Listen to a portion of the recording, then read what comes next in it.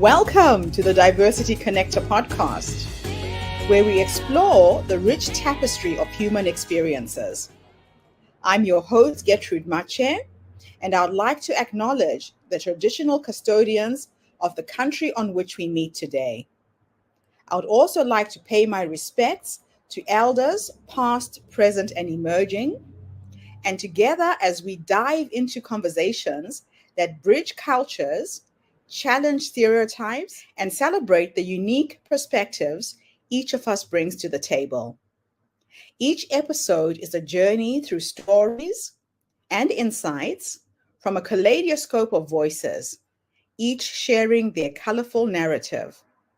Whether you're at home, on the go, or just anywhere in between, you're now part of a community that values understanding, inclusivity, and the beauty of diversity.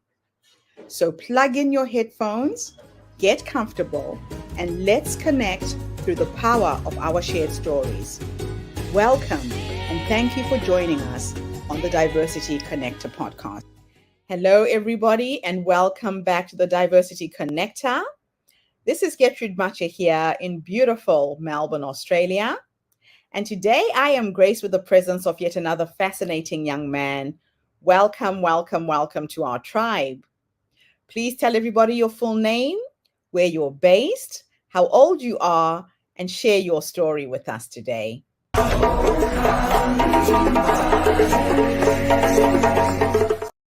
Thank you very much. My name is Tshidiso.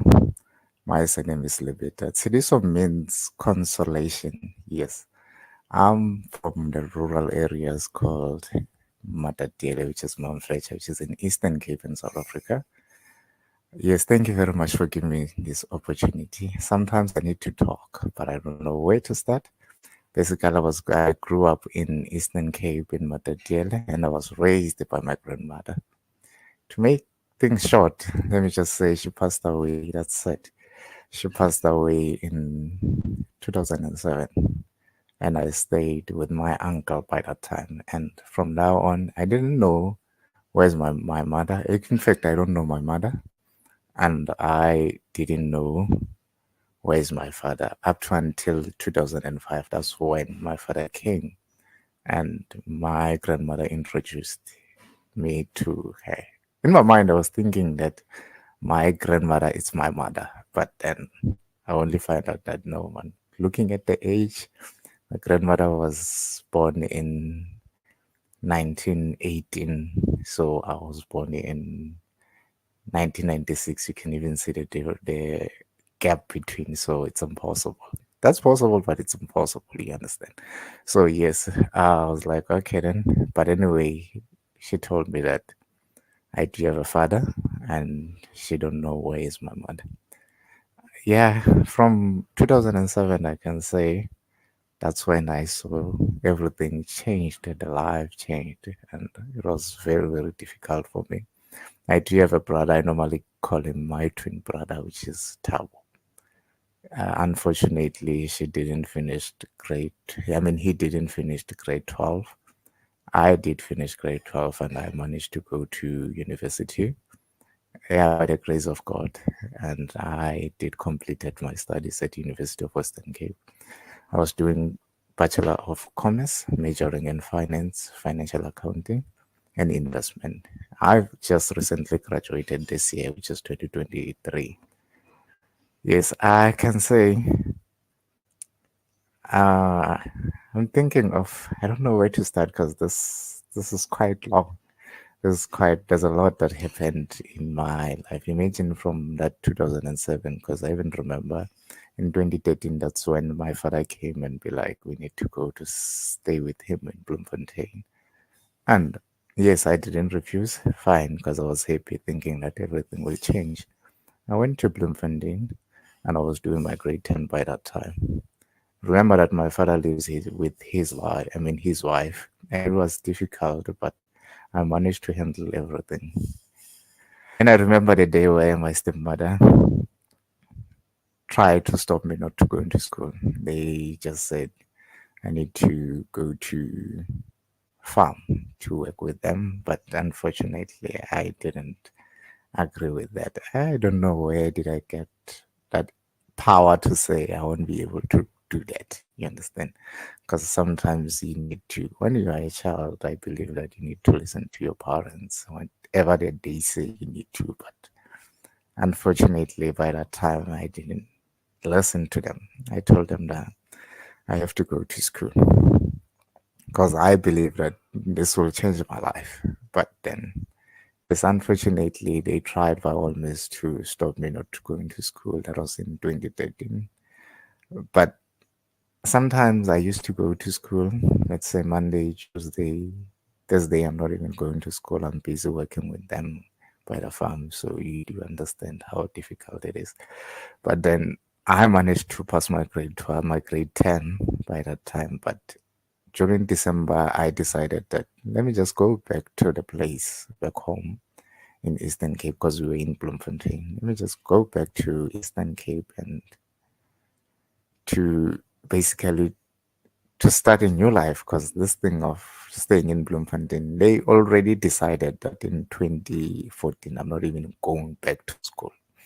So I was like, if it's like that, it's better for me to go home. My brother was there, I was with him. So he decided to not to continue with his studies. So he stayed with them. But I was brave enough. Imagine at that age, I think I was in 2014, I think I was 17 years old, if I'm not mistaken. 17 or 18, yes, between the two. So by that time, imagine at that age, you have to find a place to stay closer to school. I even remember I asked them to send me the report so that I'll be able to continue to go to do my grade 12. But unfortunately, they refused to give me that report.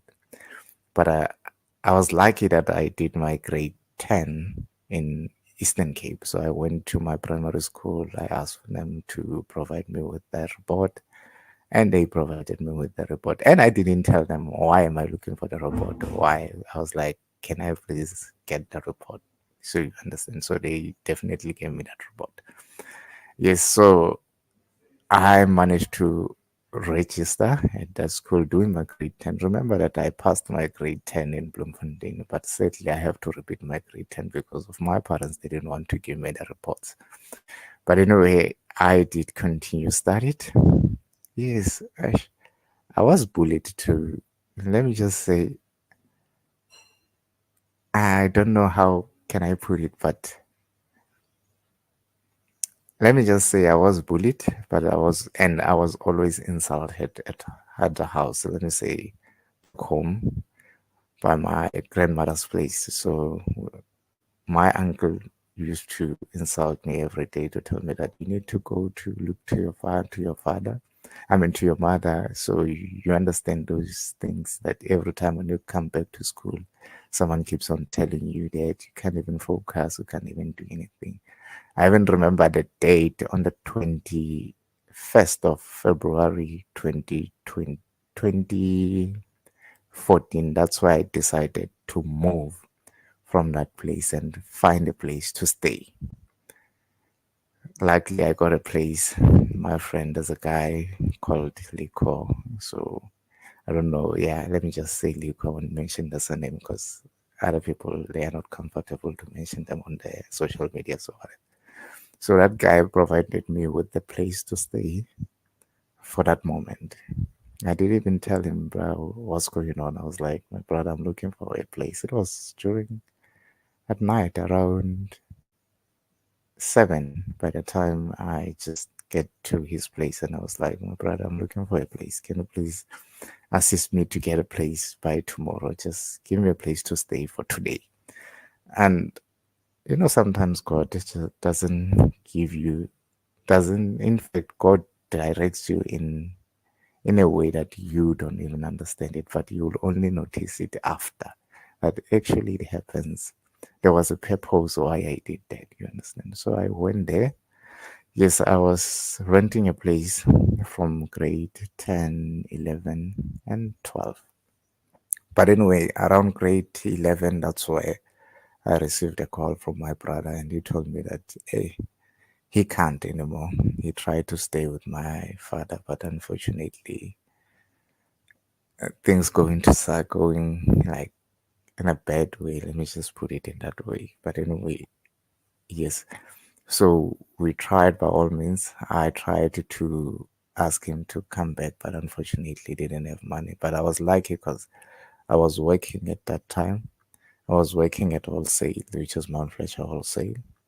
I was going to school during from 8 till 2:30. From 2:30 by 3, I need to be at Wholesale working up to until 7:30.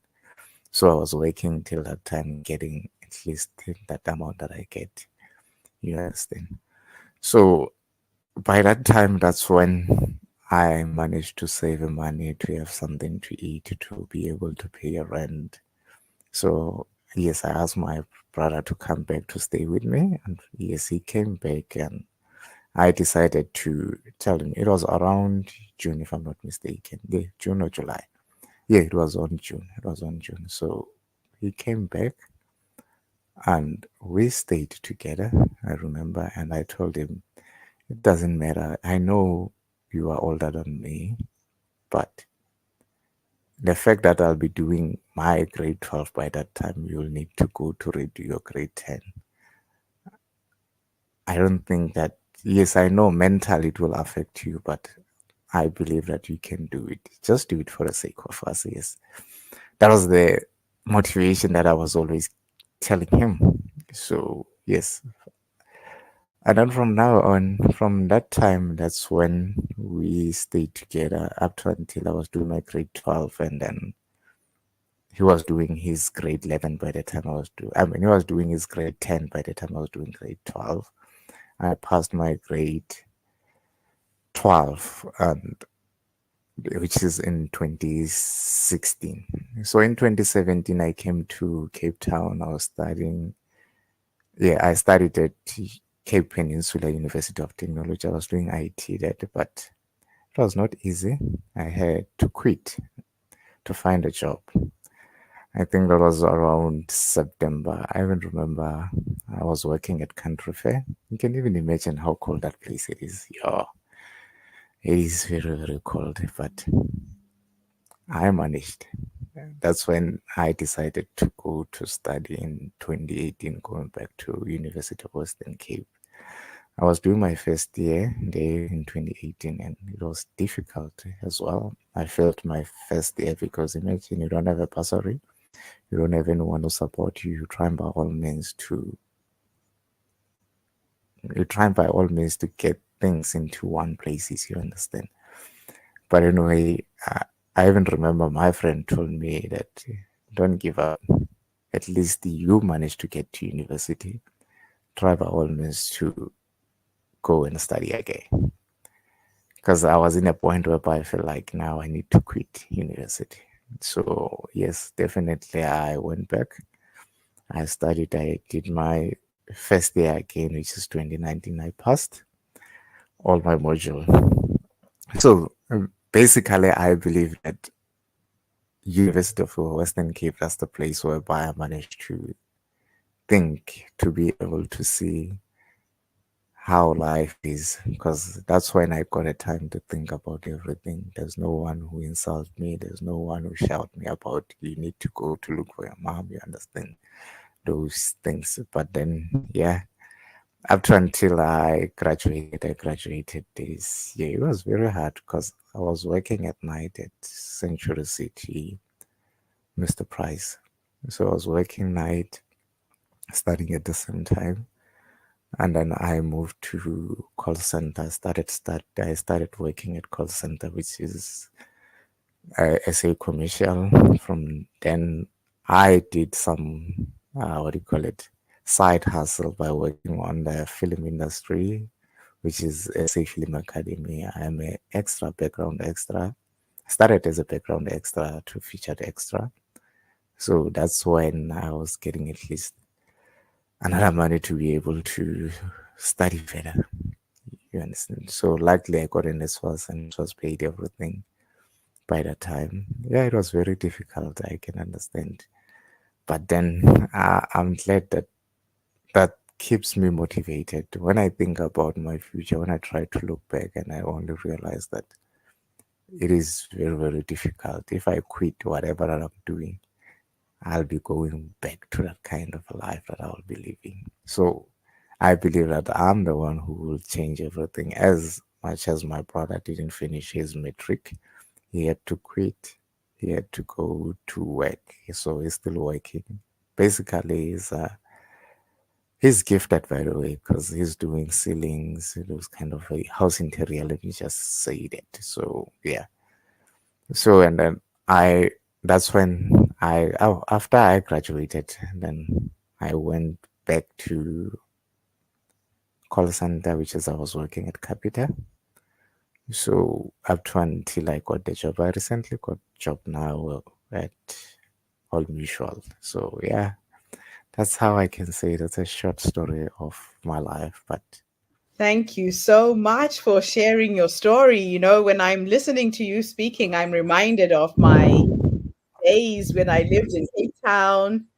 I was from Zimbabwe. I didn't have a scholarship, trying to make yeah, money in Cape Town to survive. So when I actually saw your profile, I was very inspired by your story. Now, yeah, tell me a little bit about your grandmother. What kind of a woman was she? What kind of principles, values did she instill in you for you to be so determined to succeed in life?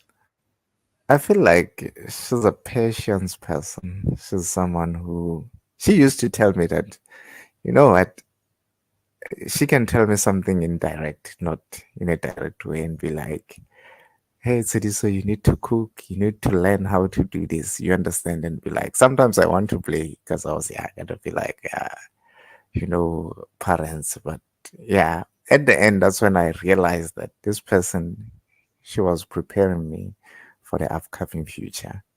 And definitely, because now I can do a lot of things. And even if, let me just, okay, I'm lucky because I don't drink, because she used to shout and be like, I don't want any child to drink alcohol or who smoke or doing anything. So every time when I think about it, and I feel like she's still here watching me and be like, you need to take this route. So I can say she's that kind of a person who she was patient with me. She told herself that she will teach me how to handle life and understand how people like understand other people is. It sounds like you were very, very lucky to have her in your life. Now, in terms of working for Old Mutual, tell me about your work experience going in Old Mutual right now.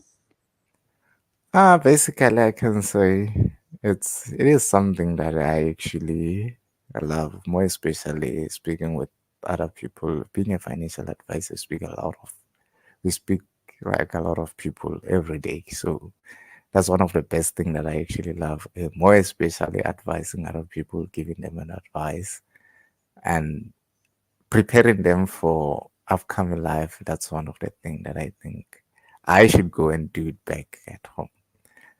That's what I believe, that there are children that need support, more especially in rural areas. So they actually need me to be there to motivate them. Because I believe there was a day whereby I was on Deal or Not Deal on SABC One. So someone called me and be like, "You actually inspire me because I know where do you come from, and now I'm surprised that I can see you somewhere." Oh, wow. And that's the thing, right? You end up being a role model that others can follow. Can follow.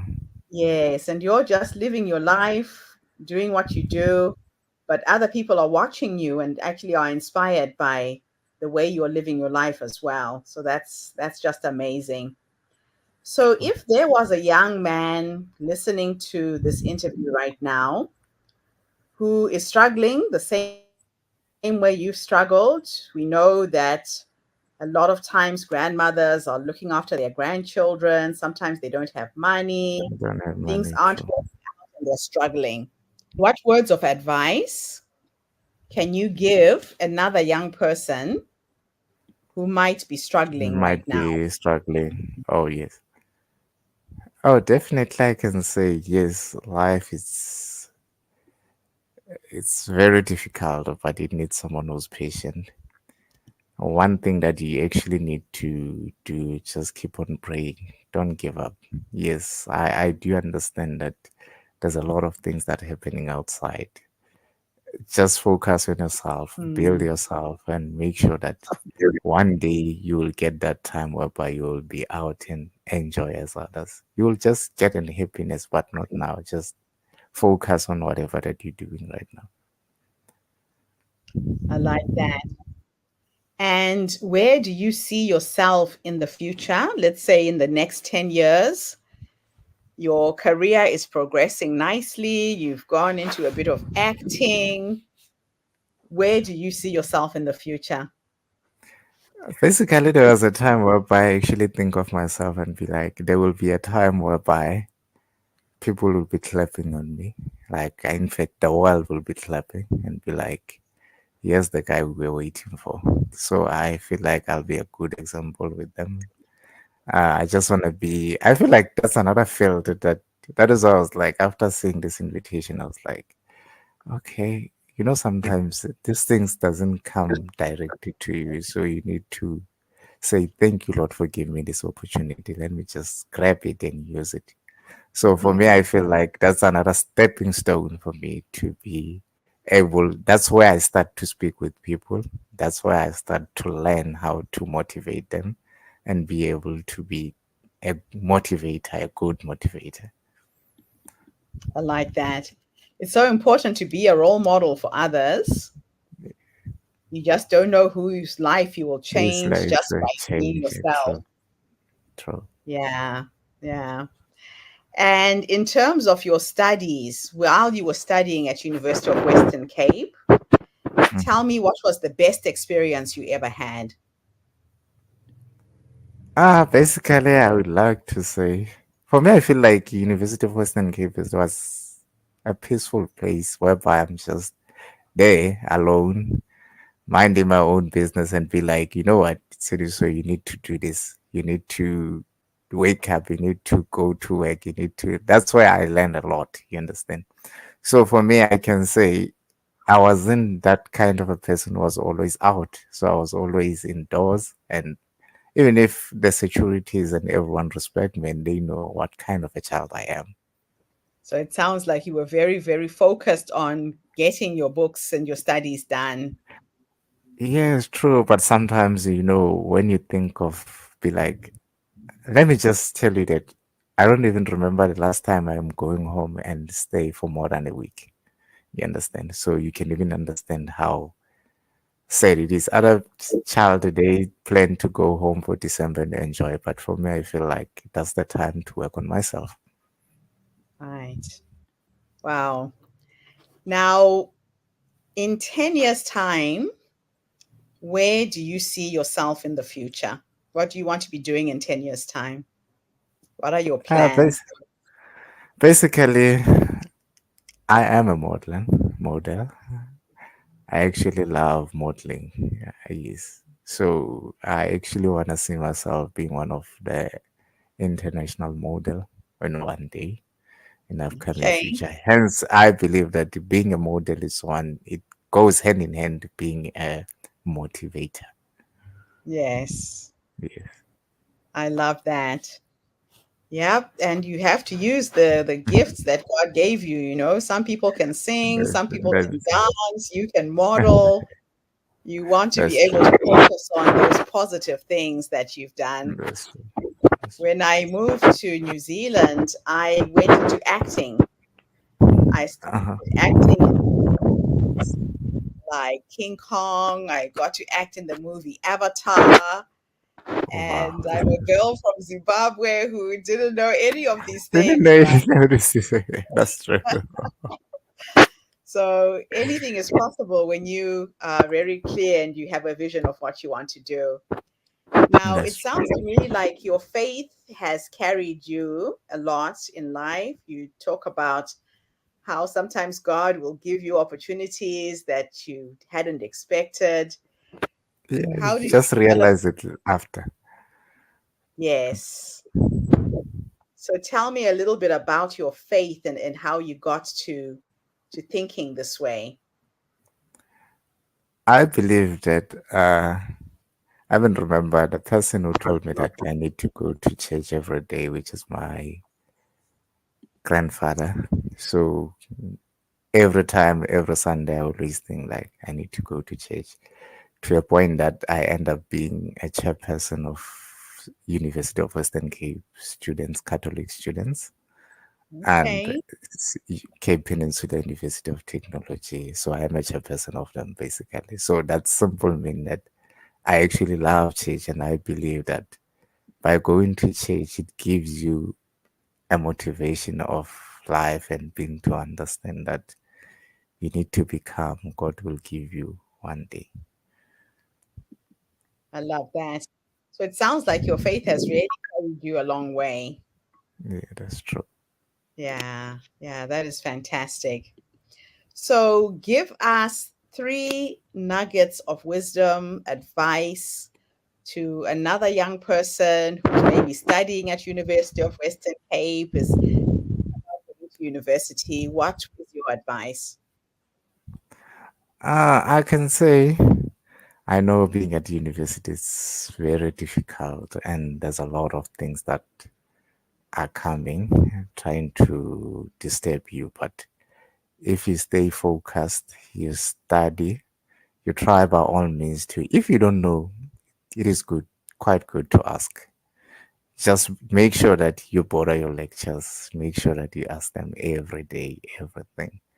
They will give you a good guidance how to study. I even like to say thank you very much to one of my lecture, which is Mr. Aronse. He knows that every time when I don't have anything, or every time when I feel like now it is very, very hard for me, I just go to his office and be like, I don't even understand this module. Can you please assist me with that? So definitely don't give up and try by all means to avoid the negative things. Yes, I know Cape Town is too big. Other people, they come from the rural areas, they don't even know about the big city. And when you get here, you feel like, you know what, I'm free. Let me just do that. Yes, that time will come. Just focus to whatever you're doing, which is studies, and then you will get that time whereby you feel like you want to explore, you want to go out. You may find out Cape Town, yes, just like I feel like Cape Town is not enough for me. I want to go to international. So that's the same thing that I feel like you will experience. Just focus, you'll feel like Cape Town is the smallest space for you. You see yourself internationally. Thank you to everybody who's tuned in today. Tune in again tomorrow when I interview another amazing guest. In the meantime, have a fantastic day, morning, or evening, wherever you are in the world, and bye for now. And that's a wrap, everybody, on today's episode of the Diversity Connector podcast. Thank you for tuning in and being part of our vibrant and global conversation. I'm your host, Gertrude Mache, and it's been an honor to share this space with you, where voices from all walks of life come together to weave a tapestry of diverse perspectives. Remember, every story you've heard today is a thread in the larger fabric of our shared humanity. So, as you step back into your world, carry these stories with you and let them inspire you to embrace and celebrate the rich diversity around us. Don't forget to subscribe, rate, and review our podcast to help us share these inspiring stories with more listeners. Do follow us on social media by looking for the Diversity Connector podcast for more updates. Until then, keep connecting, keep listening, and keep celebrating the beauty of diversity. This is the Diversity Connector podcast signing off. Stay curious, stay open, and definitely